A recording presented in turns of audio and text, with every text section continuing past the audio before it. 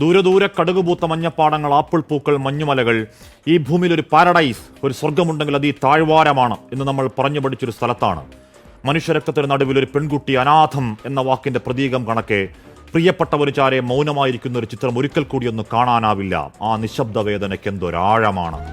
ആ കൈകളിൽ കിടക്കുന്ന ചുവന്ന കുപ്പിവളകൾ മിണ്ടാതെ പറയുന്നുണ്ട്, 6 നാൾ മാത്രം നീണ്ടൊരു മധുവിധ മധുരം.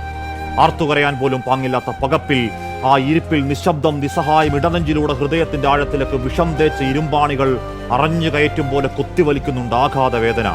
ഈ രാജ്യത്തിന്റെ കൊക്കിന് ജീവനുള്ള കാലത്തോളം മറക്കാവതാണോ? വൈധവ്യങ്ങൾ, പുത്രദുഃഖങ്ങൾ, അനാഥരായ മക്കൾ, ആ 29 പേരുടെ ജീവത്യാഗത്തിന് കാരണക്കാരായ ചെകുത്താന്റെ മക്കൾക്ക് സ്വപ്നത്തിൽ പോലും മാപ്പ് എന്ന വാക്ക് മിണ്ടാവതാണോ, പൊറുക്കാവതാണോ? അന്ന് പത്താൻകോട്ടിൽ, പുൽവാമയിൽ, ഉറിയിൽ, അമർനാഥിൽ, റിയാസിയിലൊക്കെ കുരുതുകൾക്ക് ശേഷം പറഞ്ഞ പോലെ അടിച്ചുവെച്ച മട്ടിലാണ് റെഡിമെയ്ഡ് പ്രതികരണം. ഞങ്ങൾക്ക് പങ്കില്ല എന്നാണ് പാകിസ്ഥാന്റെ പറച്ചിൽ. വെറും വ്യാജ വർത്താനം. എന്നിട്ടൊരു അലങ്കാരം പോലെ അയൽ രാജ്യത്തിന് അനുശോചനം. ആർക്ക് വേണമടോ കൊണ്ടുപോയി പുഴുങ്ങി തിന്ന്. നിങ്ങളുടെ ആത്മാർത്ഥതയില്ലാത്ത വെറും വാക്ക് മിസ്റ്റർ ഷഹബാസ് ഷരീഫ് അഥവാ രാജ്യത്തിന്റെ പ്രധാനമന്ത്രി. സൈന്യത്തോട് നേർക്കുനേർ നിൽക്കാൻ ധൈര്യമില്ലാത്ത പേടിത്തൂറികൾ, തോക്കെടുത്ത് നിരായുധരായ സാധാരണക്കാരെ കൊന്നൊടുക്കുന്നതിന് സൂത്രധാരൻ സൈഫുള്ള കസൂരി ഹാഫിസ് സയ്യിദിന് വലം കൈയാണെങ്കിൽ, ഇന്ത്യ വിരോധം കൊണ്ട് പിഴച്ചു പൊളിച്ച പാക് പട്ടാളത്തിന്റെ തലച്ചോറാണെങ്കിൽ, ISIയുടെ സാമന്തനാണെങ്കിൽ ഞങ്ങൾക്ക് പങ്കില്ലെന്ന പച്ചക്കള്ളം പാകിസ്ഥാനെ പോയി പള്ളി പറ. മറന്നവരാണ് നിങ്ങൾ. പരാജയത്തിൽ ഉളുപ്പില്ലാതെ മുട്ടുകുത്തി ജീവന് വേണ്ടി തണ്ടിയ മേധാവി നിയാസയെ ഞങ്ങൾ വെറുതെ വിട്ട നാളം കിട്ട ചരിത്രം.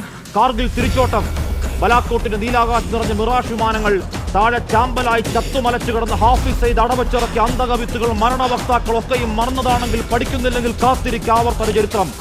ചോര കൊണ്ട് അശരിവാദം. ഈ മഹാരാജ്യത്തിന്റെ പ്രതികാരം തടുക്കാൻ നിങ്ങളുടെ സൈനിക മേധാവി ഉണ്ടല്ലോ.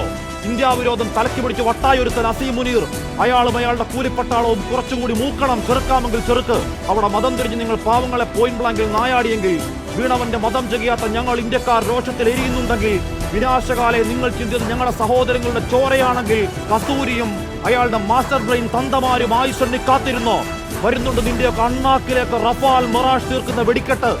കൊറിയൻ സാമ്രാജ്യങ്ങൾക്ക് മുകളിലേക്ക് തീമഴ പെയ്യിക്കാൻ ലോകത്തെ എണ്ണം പറഞ്ഞ പട്ടാള ശക്തി.